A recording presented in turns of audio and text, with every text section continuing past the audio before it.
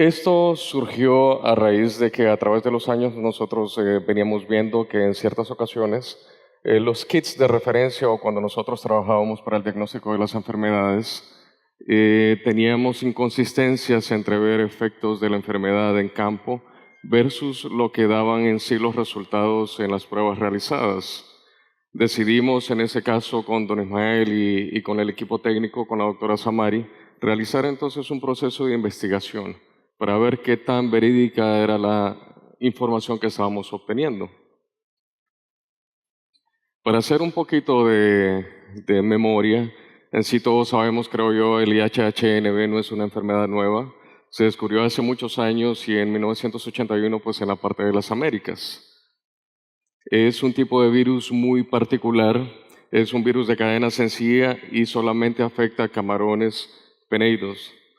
Esto ha causado muchas pérdidas, si bien es cierto, lo que nosotros vemos de forma más sencilla son sus efectos visuales, como son los tamaños, las deformaciones, pero hay otro tipo de efectos que también causa esta enfermedad. Aquí nosotros vemos en estas imágenes qué es lo que regularmente nosotros vemos cuando tenemos una gran disparidad de talla, cuando cosechamos el camarón, y puede padecer de esta enfermedad en particular. También deformaciones en sus segmentos abdominales, así como algún otro tipo de deformaciones en el rostrum, por ejemplo. Pero ¿qué pasa? Para mover, como nosotros sabemos, los animales de un país a otro, es necesario cumplir con un paquete o un cierto requisito que son las enfermedades que tenemos de reporte obligatorio. En este caso, hoy en día tenemos más de 8 enfermedades que son de reporte obligatorio para poder mover los animales de un país a otro, independientemente de cuál sea el país de destino. También incluso para cierto tipo de producto terminado. Entonces, el caso de HHNB es una de estas enfermedades que entran dentro de este paquete que es de reporte obligatorio. Si hay un positivo para cualquiera de estas enfermedades, obviamente se ve la compañía o el individuo limitado a poder mover estos animales. Entonces, ¿qué pasa? Si nosotros vemos que dentro de nuestras técnicas de diagnóstico o dentro de lo que realiza el laboratorio de referencia, hay resultados que no son verdaderamente positivos, puede causar una pérdida económica. En este caso, como mencionaba, el movimiento de los animales se limita, ya que no es permitido mover hacia una zona libre o hacia un país, independientemente de que tenga la enfermedad, mover animales positivos para cualquiera de estas que están en la lista de la OIE. Y esto no solamente es la pérdida en cuanto al dinero, al perder estos animales porque salieron positivos, se tienen que eliminar, o sencillamente porque no pudimos moverlos a su sitio de destino, es el efecto multiplicador. Recordemos que eso no solamente es la pérdida de la larva que no se movió, también tenemos el efecto en la pérdida del tiempo al no haber sembrado en el periodo adecuado. Eso se traduce en menor productividad y menos plata en el momento que se necesitaba. También tenemos el costo de las rutinas o las rondas de los análisis, porque todos esos monitoreos tienen un valor y no es un costo bajo, es un valor bastante elevado. En el caso nuestro hemos podido gastar entre 4 a 8 mil dólares solo por una rutina de monitoreo, en una o dos ocasiones por mes. Todo esto se vuelve increíblemente costoso. También, además de estos puntos que están acá, ciertas compañías tratan de iniciar programas de limpieza, por ejemplo, y eso tiene un costo bastante elevado. Un programa de limpieza para una enfermedad de este tipo, para poder obtener un paquete de 3.000 o 4.000 reproductores, le puede costar entre 70 a 80 mil dólares, para que posteriormente vuelva a hacer un monitoreo de los animales de esta descendencia salgan positivos. Es una situación bastante triste. Entonces, empezamos a buscar información, empezamos a contactar personas expertas en este tema, como en el caso de la doctora María Soledad, para saber qué es lo que podíamos hacer y poder determinar si en realidad existía una enfermedad verdadera o era solamente una inserción dentro del genoma del animal. Eso obviamente implicaba el hecho de poner sobre la mesa el comportamiento o la veracidad de los resultados que estábamos obteniendo del kit que se utiliza. En este caso, en ese momento era el kit que se utilizaba también en los laboratorios de referencia. Empezamos a buscar papers e información sobre lo difícil que era manejar esta enfermedad en términos de poderla eliminar y encontramos información, también se nos colaboró con primers o cebadores para poder realizar otro tipo de análisis, ya no el kit de referencia que teníamos, sino otro tipo de ensayo que es lo que se conoce como un PCR multiplex. Ya en esta parte, que es cómo desarrollamos nosotros el ensayo, es lo que la doctora Samari le va a explicar y le va a contar. Buenos días tengan todos. Yo daré continuación con la presentación y específicamente les voy a hablar sobre la investigación que nosotros realizamos para cumplir con el objetivo de diferenciar a un animal con una infección verdadera por el virus de IHHNB de un animal que presenta una inserción dentro de su genoma. Dicha investigación tenía por nombre determinación de inserción o infección del virus de la necrosis hipodérmica y hematopoietica infecciosa, o mejor conocido como IHHNB, dentro del genoma del camarón Panamey. Bueno, antes de comenzar a adentrarme o antes de comenzar a contarles lo que nosotros realizamos en esta investigación, voy a hacer énfasis en dos conceptos de mucha importancia, dos conceptos claves en este tema. Y el primer concepto se refiere al concepto de infección, siempre refiriéndonos, como estamos hablando de un virus, entonces nos preguntaremos qué es una infección viral. Bueno, una infección viral no es más que la invasión y la multiplicación de un virus dentro de los tejidos de un organismo. En este caso me refiero por organismo al camarón. Tengo esa imagen acá en donde voy a tratar de explicar todas las etapas que tiene que pasar un virus para poder lograr infectar un organismo. A ese conjunto de etapas se le conoce como ciclo lítico, llegando hasta una destrucción completa de las células al tejido que infecta. Entonces, en la primera etapa sucede la fijación del virus. Tenemos un ejemplo aquí. Hagamos que ese es el virus de IHHNB, fijándose a una de las células del tejido diana del camarón. Como segunda etapa deposita parte de su material genético. Ese material genético tiene la capacidad de multiplicarse y crear pequeñas partículas virales, hasta llegar al punto de romper o de destruir completamente las células que ha infectado debido a la gran cantidad de réplicas virales que se crean, liberándose estas al final y volviendo a buscar otras células para causar más daño, para infectarlas y de nuevo entrar al ciclo lítico. Resulta ser que el virus de IHHNB tiene la capacidad de crear o dejar ciertas réplicas de inserciones de su material genético, insertarlo en el genoma del animal. Entonces, una inserción sería como la adición de material genético dentro de otro gen. Entonces, aquí también hay una imagen con un ejemplo de en qué consistiría esta inserción. Aquí tenemos ADN con el gen de inserción de interés del virus de IHHNB, serían estas líneas moradas. Ese es el genoma del camarón, tiene la capacidad de poder crear estos insertos y toda la descendencia de ese animal va a contener esas pequeñas partes de ADN del virus dentro de su genoma, pero aquí no se va a proliferar o no se va a ver infección alguna, no va a crear sintomatología, simplemente van a tener parte del material genético del virus de IHHNB. Bueno, entonces una vez ya explicada la parte de que sería una infección verdadera de una inserción, ahora sí voy a pasar a la parte de explicar qué fue lo que nosotros hicimos. La justificación de esta investigación o el por qué comenzamos a realizar esto se debió a la alta prevalencia de la infección por IHHNB que presentaban nuestras fincas, incluyendo la finca de Biomar y Acuacultura, que pertenecen al grupo Silloy. Teníamos una prevalencia arriba del 60% por IHHNB. Y lo raro en todo esto es que la mayoría de los animales eran asintomáticos, no presentaban ningún signo clínico de la infección y también en análisis de histología no se presentaban lesiones comunes de una infección por IHHNB. Nuestros resultados positivos eran únicamente en la técnica de PCR. Entonces entramos en controversia y nos comenzamos a hacer preguntas. nos hicimos la pregunta importante si realmente la técnica que nosotros estábamos usando para poder llegar a un diagnóstico de esta infección realmente nos estaba arrojando resultados falsos positivos y que simplemente nos estaba detectando esa pequeña parte de ADN del virus que ya se encontraba dentro del genoma del camarón, lo que nos estaba dando resultados falsos positivos para una infección real por IHHNB.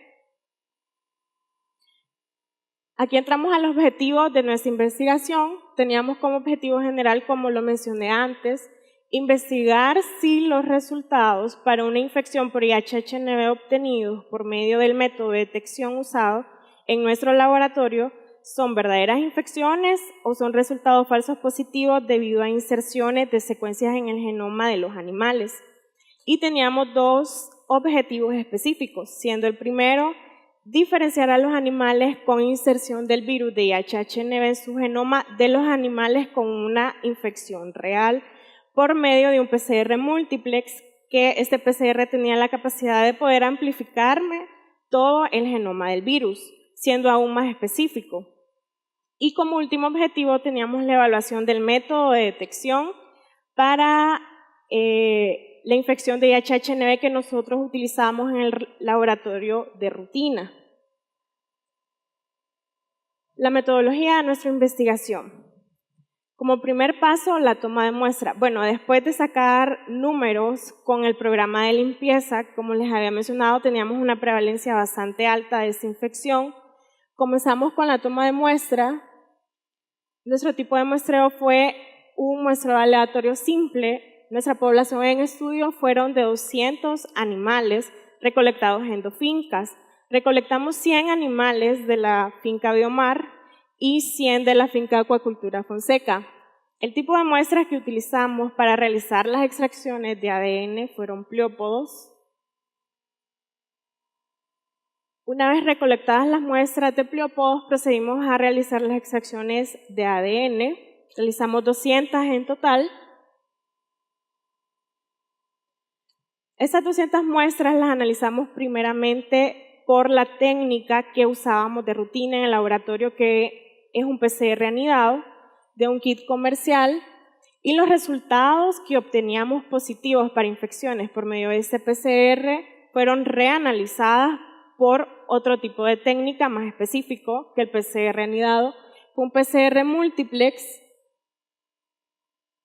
que ese PCR nos amplificaba todo el genoma del virus. Entonces, en esa parte, esa era la técnica que nosotros nos iba a poder diferenciar un animal con una infección real de un animal que simplemente presentaba o tenía dentro de su genoma una inserción del virus de IHHNB.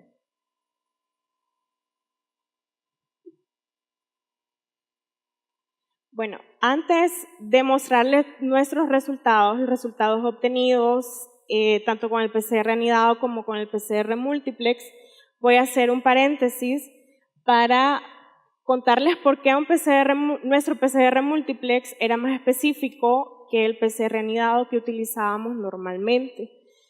Entonces, lo que es el PCR es una de las técnicas más sofisticadas en los momentos en la biología molecular, ya que tiene la capacidad de amplificar in vitro una región específica, o sea, de lo que nosotros queremos encontrar. Entonces, existen diferentes tipos de PCR. El PCR anidado, o mejor conocido como nested PCR, es una variable de esa técnica, en donde se utilizan 2 pares de cebadores. O sea, los cebadores son los iniciadores que me van a encontrar a mí la región específica de lo que yo ando buscando. Entonces utiliza 2 pares, o sea que estamos buscando 2 regiones específicas del virus en este caso, dentro del genoma de nuestras muestras. Entonces, esa técnica se realiza en 2 reacciones. En la primera reacción se utiliza un par de cebadores que me identifica a mí una cadena extensa, como lo podemos ver aquí. Ahí está, lo podemos ver aquí. Mi segunda reacción me va a identificar una cadena más pequeña, más específica dentro de la cadena extensa que yo estaba buscando. Eso aumenta la especificidad de un PCR al compararlo con un PCR que solo utiliza un par de cebadores.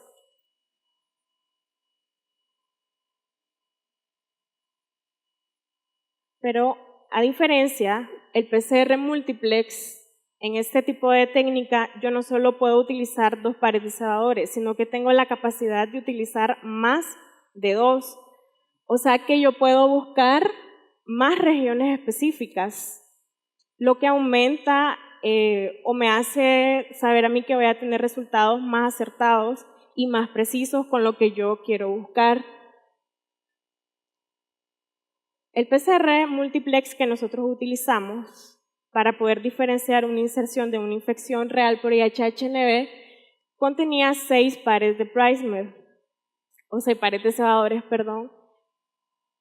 Del 1 al 5, todas esas cadenas codificaban o amplificaban para el genoma del virus completo. Y este último par de cebadores era nuestro control interno, el que nosotros nos iba a decir si estábamos realizando bien la técnica de PCR. Bueno, una vez explicado esto, ahora sí puedo pasar a los resultados que obtuvimos tanto en el PCR anidado como en el PCR multiplex.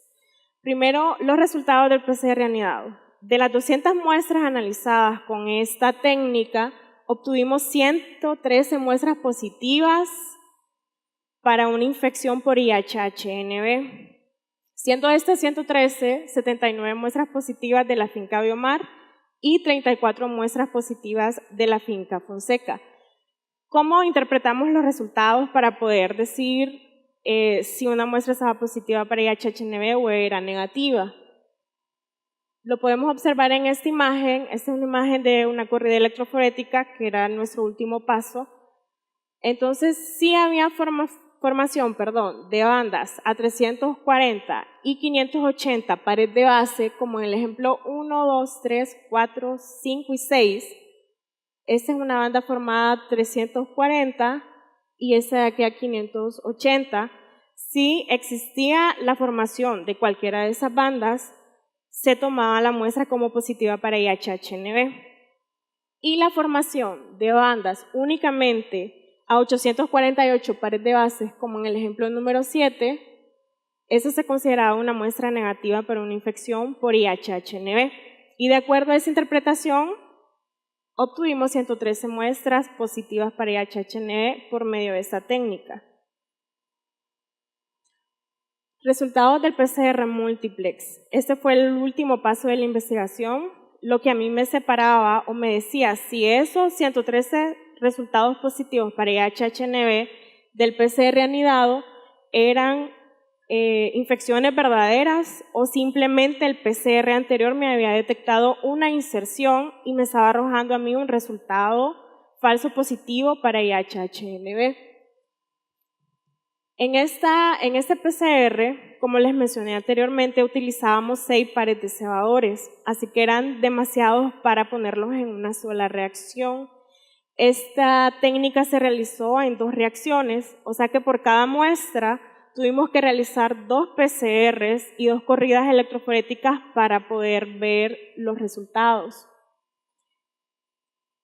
En este es el ejemplo número 1 de los resultados en la reacción 1 y este es el ejemplo de los resultados en la reacción 2. Como existían 6 pares de cebadores, a mí en conjunto me tenía que amplificar 6 bandas, se tenían que observar 3 bandas en los resultados de la primera reacción, una 566, 762 y 905 pares de base en mi primera reacción. Y en mi segunda reacción también tenía que haber la existencia de 3 bandas, a 840 pares de base, 630 y 333 pares de base. Esa última era mi control interno, por ende tenía que aparecer en todas las muestras. Entonces, si existían esas 6 bandas, esa muestra se consideraba positiva para una infección verdadera por IHHNB. Y la ausencia de cualquiera, estas 5 primeras bandas, 3 de la primera reacción y 2 de la segunda reacción, la ausencia de cualquiera de esas bandas el resultado se interpretaba como una muestra positiva para una inserción. Entonces, de acuerdo con esta interpretación, nuestros resultados fueron los siguientes. De las 79 muestras de la finca Biomar que resultaron positivas con el PCR anidado, obtuvimos 78 muestras positivas para una inserción. Eso quiere decir que estas muestras únicamente presentaban amplificación de 1, 2, 3 o 4 bandas. Incluso hubieron muestras que presentaban amplificación para 5 bandas, pero no de las 6 bandas. Y únicamente obtuvimos un resultado positivo para una infección verdadera por IHHNB. O sea que esta muestra sí amplificó las 6 bandas, sí se formaron esas 6 bandas que amplificaban para todo el genoma del virus. Y de las 34 muestras que obtuvimos positivas por el PCR anidado de la finca Fonseca, esas 34 muestras resultaron positivas para una inserción. Entonces estas muestras, como lo repetí, no presentaban la formación de las 6 bandas. Simplemente, únicamente se observaba una banda o 2 bandas, 3 bandas, lo que nosotros nos decía que simplemente existía una inserción del virus dentro del genoma del animal, dándonos 0 muestras positivas para una infección real por IHHNB. En estas imágenes, estas son las corridas electroforéticas en donde aparece la única muestra que es en donde sí amplificaron las 6 bandas. Esa es en la primera reacción. La verdad casi no se mira bien. Sí está como un poco rara la foto, pero esta es la primera reacción. Aquí están las 3 bandas. Ese era nuestro control positivo. Se me olvidó mencionar que utilizamos como control positivo una muestra de un animal que fue infectado in vitro en el laboratorio de patología de la Universidad de Arizona. Y estos son los resultados de la segunda reacción, también la formación de las 3 bandas. El resto tenía que presentar solo una banda 333 pares de base, que era mi control interno.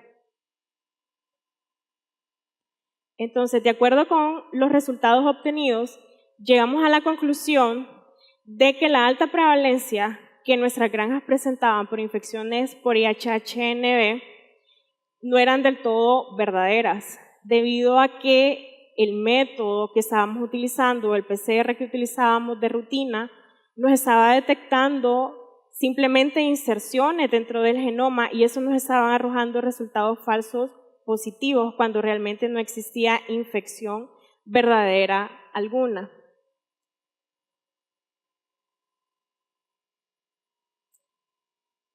Y la importancia de lo anterior mencionado, podemos decir que el método de PCR anidado del kit IQ2000, el cual se utiliza en la detección de IHHNB en el laboratorio, no es tan específico al momento de detectar una infección verdadera por IHHNB, ya que se obtuvieron resultados falsos positivos para infecciones de IHHNB cuando realmente se trataba de inserciones de secuencias del virus en el genoma de los animales.